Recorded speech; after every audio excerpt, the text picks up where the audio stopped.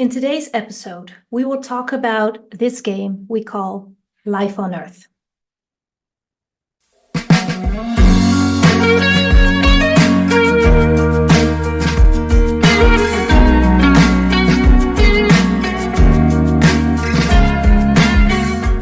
Hi, and welcome to Dare to be Conscious, the show that gets you to change anything with ease.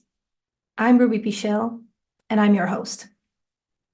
In today's episode, we will discuss what it is we are actually doing on Earth, why I call it a game, and if it's true we need to take life so seriously if it's just a game. I will discuss the ins and outs of the game we call Life on Earth and offer listeners a special surprise at the end. Be sure to listen all the way through for the details. I would be so happy if at the end of this episode you will walk away knowing you are here for a reason. You don't have to find your gift. You are the gift. And life does not have to be hard. Now, what are we actually doing on Earth? I am sure if you're listening to this podcast, you've asked yourself that question before. My response would be, we are here to contribute to the evolution of human consciousness on Earth. And of course, this is just my point of view, and it doesn't have to be yours. In my world, this opens up an awareness where I would like to ask so many more questions, like, what is the evolution of human consciousness? And what does that contribution look like? What I've become aware of in the past few years is that the evolution of human consciousness is, simply said, shifting the Earth from low frequency to high frequency. Or using other terms, shifting from darkness to light. Everybody recognizes the sensations when you are afraid or feel sad or when you feel jealous. These are emotions that keep us in a low frequency. Other moments you may feel like you are happy, joyful, you feel light, empowered perhaps. These are states of being in a high frequency. I would argue that we are here to learn, that these emotions don't define us. First of all, thanks to Access Consciousness, I have learned that 99% of all the thoughts, feelings, and emotions that we experience do not even belong to us. It's what we've picked up from other people around us. When people experience an emotion, they have the tendency to figure out where it comes from and why they feel that way. But if it's not yours, that's none of your business. If it's not yours, you do not have the authority to change it. All you can do is return it to sender and just flow it back into the universe, back to where it came from. And then whatever is left, you still don't have to figure out where it comes from.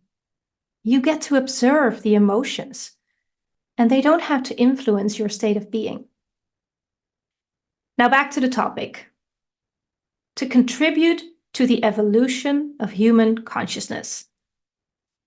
If we can assume for now that there is such a thing as an evolution of human consciousness, how are we going to contribute to that? And how serious should we take that role? If the Earth was created for God's pleasure, and we are here to serve what pleases Him, this game would not be so hard to play. But then there's this concept of free will, the most honored concept in the universe. So if we're not willing to serve what pleases God, Source, or the universe, we don't have to. We can be, do, have, or create whatever we choose. The universe has no point of view. It's part of the game we call Life on Earth. Now, if we don't choose to please God, who do we please? We don't have to mention God, because there are so many points of view attached to that word alone. And all of the decisions, conclusions, and judgments we have about religion, the church, or the book don't make it easier to have a constructive conversation. However, If we desire to have a true conversation about what's going on in the world, we have to be willing to look at everything, observe everything, with no judgment. This brings me to the point of how serious should we take life on Earth? There's so much going on right now, and people are struggling. Shouldn't we take that seriously? Is the world on its way to destruction? And should we as humans do everything to prevent that from happening?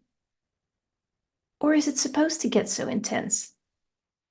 What if the Earth was in a state of low frequency, and the goal is to move it up in frequency? And the way to move up in frequency is through human consciousness. That means you have to remember who you are and what you came here for. The effect of low frequency is we don't remember who and what we are, because what we truly are is light, and light is high frequency. So we only remember who we are and what we came to do when we are in high frequency. And how do you even get there when in low frequency, you don't even remember you have a job to get to high frequency? Well, that part is easy. Those that do remember and are in high frequency will be the ones with the magnetic pull to draw you to high frequency. They will not pull you all the way up, but they will get you in a state where you are starting to remember there is more than what you are currently experiencing. And this is where most people start seeking. If there is anything I would love for you to take away from this episode, is that seeking doesn't mean you have to search for things. Please hear this and remember day by day, ask questions instead of looking for the answer. Albert Einstein once said, "If I have an issue to solve and 1 hour to do it, I would spend 55 minutes to find the right question, because when I find the right question, the answer will come to me." Asking questions will create awareness, and awareness is our greatest good. It's the gift all of us got from our Creator, and all through life we cut off from our awareness. They teach us to think, behave, and live by patterns. As babies and small children, we know, and the world pretends we still have to learn everything. But until the age of 7, we are high frequency, and we still remember where we came from. But after that, we forget. We mimic our parents and the world around us, and we start living by the patterns and behavior we are being taught in school and society. Good luck finding your way back. Fortunately, there is more than luck available. As all of this is part of the game, God has a plan. There's support available from the unseen world, a world that is available to all of us. If we are only willing to receive the information, and of course many of us aren't, there's that free will again. Why make things easy when you can make it difficult? Let's say you are actually playing a video game, and that game cost you $80 or 80 euros. The game has 2 levels. The first level is where you have to find the key to get to the second level. That key can be found in plain sight, halfway through the very easy first level, where there are no opponents. You've reached level 2. The second level is a bit more difficult. There you will have to search for the key, and it's hidden under a rock. The only rock you will find in that field. You have finished level 2. You won. Game is over. Now, how much fun was that? And was it worth the money you spent on it? Of course not. No one would spend money on a game like that. You like a challenge. You like it to last longer, more levels, make it a bit more difficult by adding opponents you have overcome. It makes us enjoy a game a bit more. What if you could see life more like that video game? What if everything that is showing up for you to overcome and choose to equip yourself so you will be able to handle everything life has to offer? There is no manual for life, but if one existed, it would look something like this podcast.